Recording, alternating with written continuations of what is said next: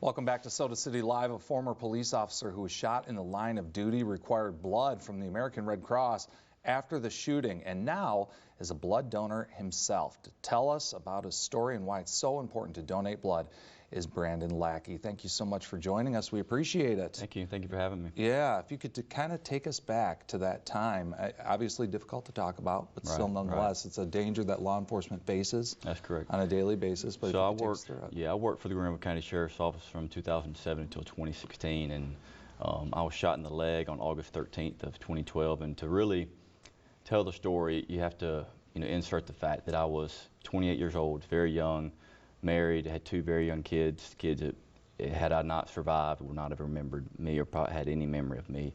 So I was shot in the right leg. The round severed the femoral vein and really damaged the femoral artery. So I was suffering from what doctors refer to as a femoral bleed, a massive hemorrhage, which means you're losing a lot of blood very, very quickly. And two deputies were on scene, and a third showed up and quickly put a tourniquet on my leg to slow down the blood. And they got me to the hospital and got into the trauma bay area, which is right there when you walk in the emergency room. And one thing I remember vividly, because I was awake until I went to the operating room, where they put blood up on all four posts around the bed. And I was kind of thinking, from the movies, I'm going to get morphine, I'm going to get some pain medicine, and I probably had some of that and some other fluids, but it was very obvious to me what their concern was, and that was putting as much blood back in me as they could. Even with the tourniquet, I lost a large amount of blood in a very short period. And I think the vascular surgeon later told me that they provided me 6 units of blood. So that's 6 people that donated blood and was able to, that's about half of your blood volume depending on the person. And so that blood is the reason that I'm here. And I donated blood before this incident happened, but even more so now. I've donated at least twice or sometimes two, 3 times a year because it's so important. And you don't know who that blood is going to, who it's going to help. Those were 6 people that donated blood at some point that provided me that. And so that's what's super important, is you don't know who's going to benefit.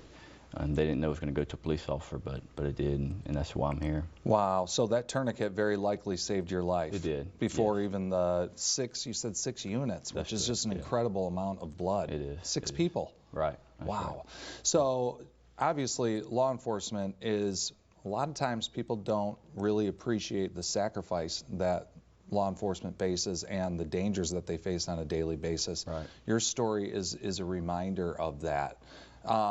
Talk to people just about how important not only this is, but also just the idea of keeping law enforcement in mind and having at least a compassion and at least some respect. That's there. Correct. I think sometimes people lose focus of the fact that there's a human behind that badge.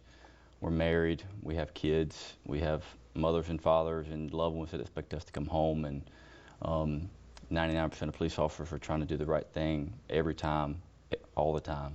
And I think sometimes the narrative gets pushed a certain way in the media, and that happens.